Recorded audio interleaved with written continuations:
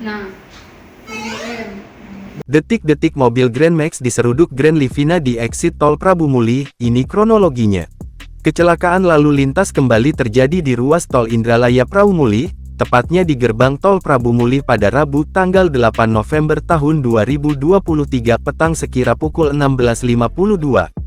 Informasi dari polisi, kecelakaan melibatkan dua kendaraan yakni Nissan Livina dengan plat nomor B1958KZZ dan Daihatsu Grand Max plat nomor BG1618RK. Kasat PJR Ditlantas Polda Sumatera Selatan, Kompol Dana Prawira menerangkan, berdasarkan pool bucket di lapangan, kendaraan Livina melaju dari arah Indralaya menuju Prabu Muli. Setibanya di lokasi di exit gerbang tol Prabu Muli, pengemudi Livina diduga lalai dengan menginjak pedal gas tinggi sehingga menyebabkan kendaraan menabrak kendaraan Grand Max yang berada di depannya, terang Dana melalui pesan WhatsApp. Kendaraan lalu terseret dan merusak palang gerbang tol hingga terhenti sekitar 20 meter dari titik tabrakan.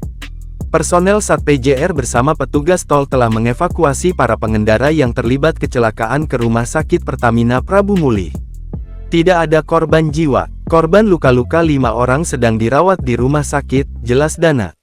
Selain mengevakuasi para korban, polisi juga melakukan pengamanan dan pengaturan lalu lintas di gerbang tol Prabu Muli, serta mengevakuasi kendaraan menggunakan mobil derek. Sementara Hutama Karya selaku pengelola tol Indralaya Prabu Muli mengimbau kepada seluruh pengguna jalan agar dapat mematuhi ketentuan dan tata tertib yang berlaku di jalan tol.